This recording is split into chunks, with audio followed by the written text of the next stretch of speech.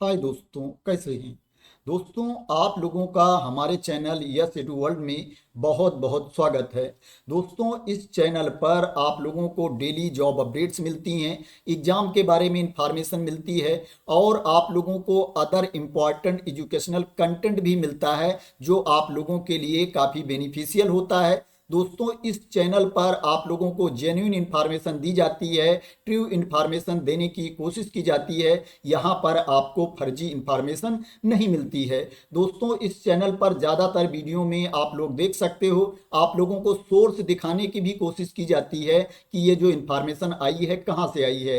दोस्तों, आज मैं आप लोगों को बहुत ही इम्पॉर्टेंट इन्फॉर्मेशन देने वाला हूँ। दोस्तों, एक ऐसी वैकेंसी की इन्फॉर्मेशन देने वाला हूँ दोस्तों आप लोगों को कि जिसमें क्या है दोस्तों, आपको जो एग्जाम देना है ओनली 50 मार्क्स का पेपर आपको देना है। 50 नंबर की परीक्षा आपको देनी है और उसी के बेसिस पर आपका सिलेक्शन हो जाएगा।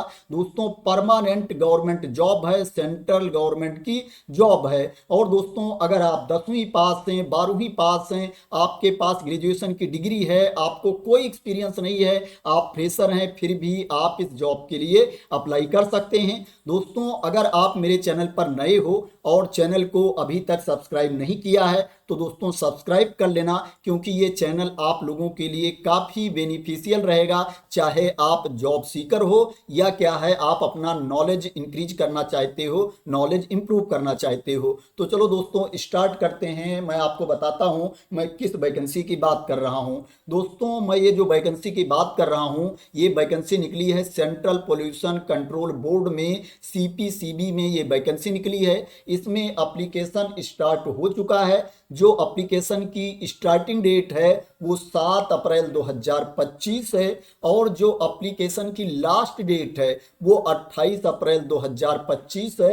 28 अप्रैल 2025 तक आप इसमें ऑनलाइन मोड में अप्लाई कर सकते हैं। जो फीस पेमेंट की लास्ट डेट है वो भी 28 अप्रैल 2025 है। अभी एग्जाम डेट के बारे में इंफॉर्मेशन नहीं दी गई है कि आपका एग्जाम कब होगा, उसके बारे में आपको इंफॉर्मेशन जल्दी ही मिल जाएगी। अब बात करें एलिजिबिलिटी क्राइटेरिया की, क्वालिफिकेशन की, तो अगर आप 10वीं पास हैं, 10वीं की सर्टिफिकेट आपके पास है तो आप फील्ड अटेंडेंट के लिए अप्लाई कर सकते हैं और एमटीएस के लिए अप्लाई कर सकते हैं, मल्टीटास्किंग स्टाफ के लिए अप्लाई कर सकते हैं। अगर आपके पास 12वीं की डिग्री है किसी भी स्ट्रीम में, अगर आपके पास 12वीं की डिग्री है, 12th आप पास हैं, तो आप एलडीसी के लिए अप्लाई कर सकते हैं, लोअर डिवीजन क्लर्क के लिए अप्लाई कर सकते हैं और क्या है स्टेनोग्राफर ग्रेड 2 के लिए अप्लाई कर सकते हैं और डीओ के लिए अप्लाई कर सकते हैं, डाटा एंट्री ऑपरेटर के लिए अप्लाई कर सकते हैं। अगर आप 12वीं साइंस स्ट्रीम से पास हैं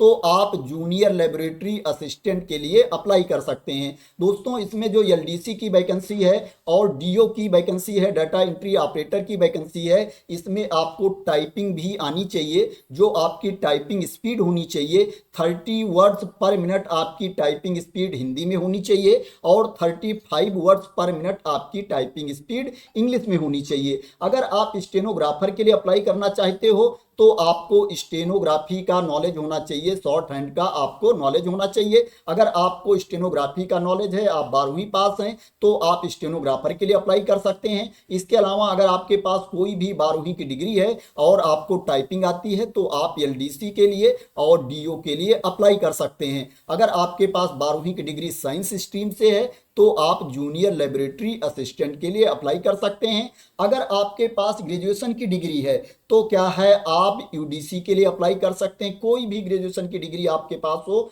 आप यूडीसी के लिए अपर डिवीजन क्लर्क के लिए अप्लाई कर सकते हैं और असिस्टेंट के लिए अप्लाई कर सकते हैं। आपको टाइपिंग भी आनी चाहिए, जो आपकी टाइपिंग स्पीड होनी चाहिए 35 वर्ड्स पर मिनट आपकी टाइपिंग स्पीड इंग्लिश में होनी चाहिए और 30 वर्ड्स पर मिनट आपकी टाइपिंग स्पीड हिंदी में होनी चाहिए। अगर आपको टाइपिंग का नॉलेज है और आपके पास कोई भी ग्रेजुएशन की डिग्री है तो आप यूडीसी के लिए असिस्टेंट के लिए अप्लाई कर सकते हैं। दोस्तों, बात करें कि इसके लिए आपको सैलरी कितनी मिलेगी, तो दोस्तों इसमें मल्टीटास्किंग स्टाफ के लिए, फील्ड अटेंडेंट अटेंडेंट के लिए जो आपको सैलरी मिलेगी वो पे लेवल 1 के अकॉर्डिंग आपको सैलरी मिलेगी। जो इनिशियल बेसिक पे है 18,000 है, इसमें अदर अलाउंसेस भी जुड़ेंगे तो आपकी सैलरी ज़्यादा हो जाएगी। इनिशियल बेसिक पे 18,000 के बेसिस पर आपको सैलरी मिलेगी एमटीएस के लिए और फील्ड अटेंडेंट के लिए। जो लोअर डिवीजन क्लर्क के लिए आपको सैलरी मिलेगी, जूनियर लेबोरेटरी असिस्टेंट के लिए जो आपको सैलरी मिलेगी,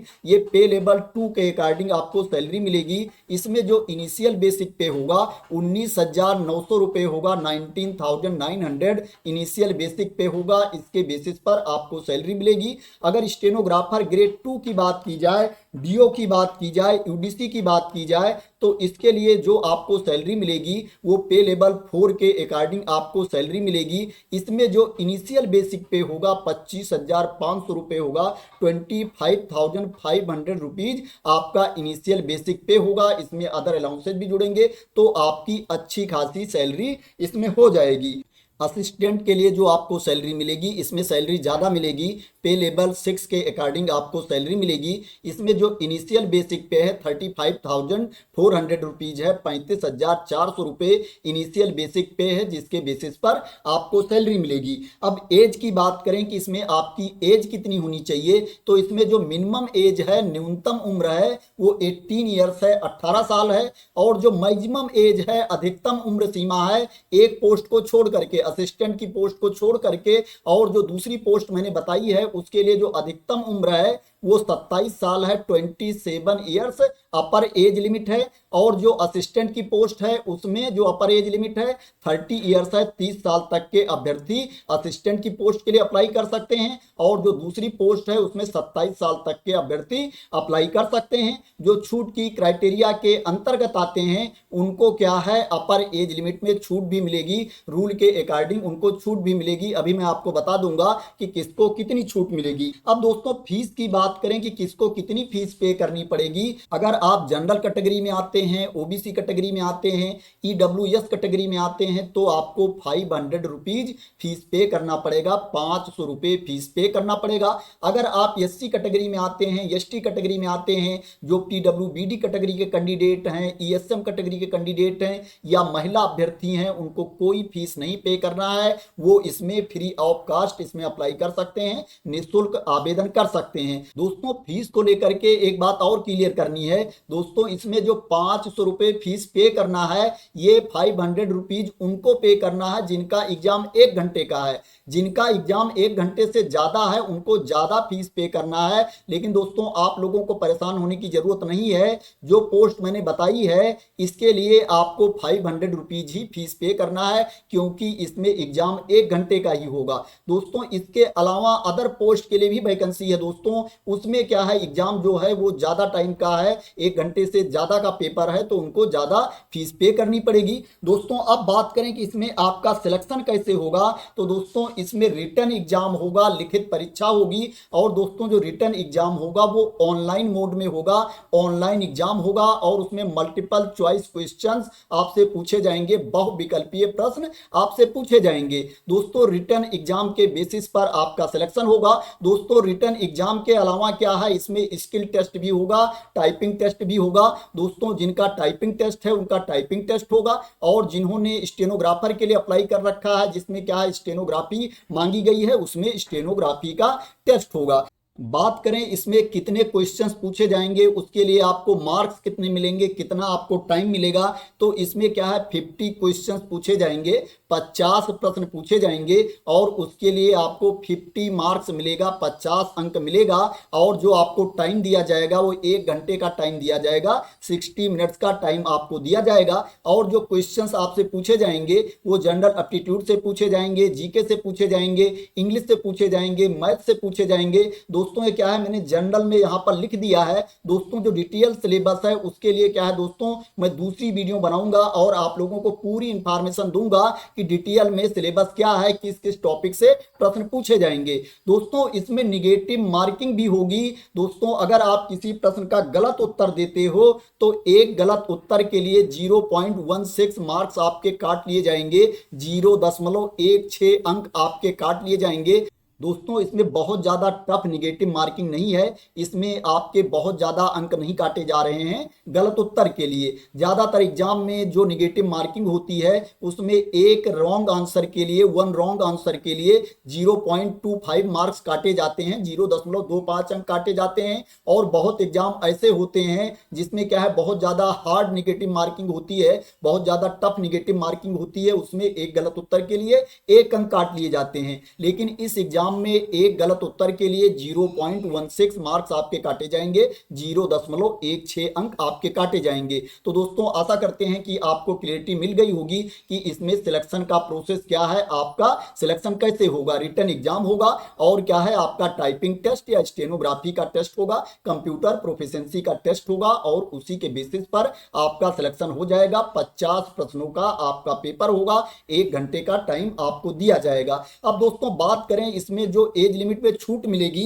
किसको कितनी छूट मिलेगी, तो दोस्तों अगर आप एससी कैटेगरी में आते हैं, एसटी कैटेगरी में आते हैं तो आपको 5 साल की छूट मिलेगी जो अपर एज लिमिट है। ओबीसी कैटेगरी के कैंडिडेट को 3 साल की छूट मिलेगी। पीडब्ल्यूबीडी अनरिजर्व ईडब्ल्यूएस कैटेगरी के कैंडिडेट को 10 साल की छूट मिलेगी।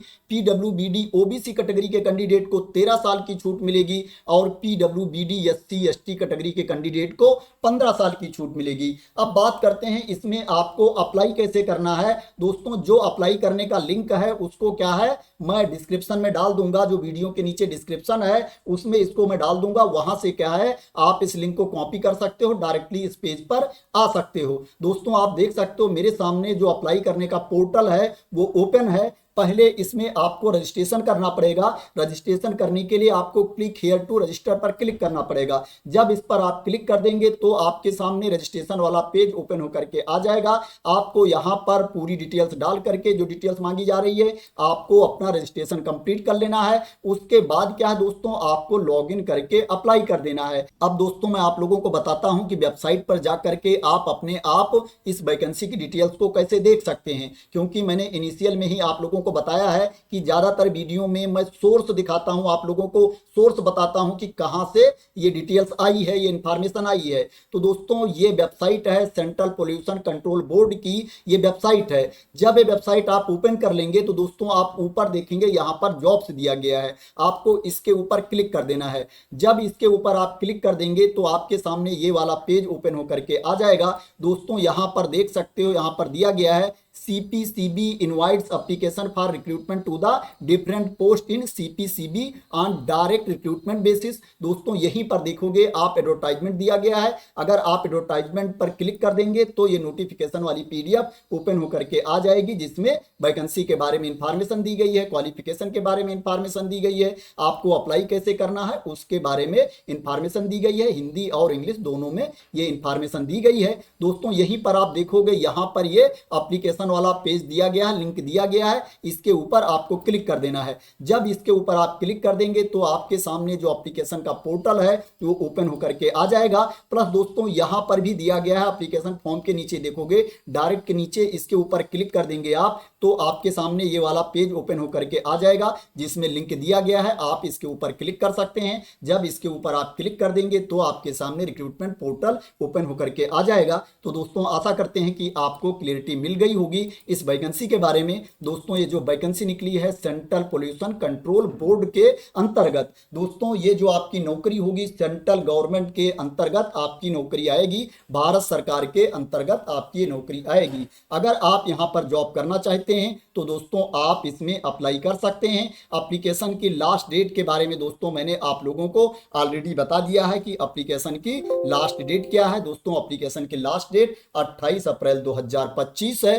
दोस्तों अगर आपको ये वीडियो पसंद आई हो और आप मेरे द्वारा दी गई इंफॉर्मेशन से सेटिस्फाई हो और दोस्तों इसी तरह की इंपॉर्टेंट अपडेट चाहते हैं, इंफॉर्मेशन चाहते हैं, वैकेंसी की न्यूज चाहते हैं तो आप लोग मेरे चैनल को सब्सक्राइब कर लेना, जैसा मैंने पहले ही बोल दिया है सब्सक्राइब करने के लिए। तो थैंक यू सो मच दोस्तों फॉर वॉचिंग।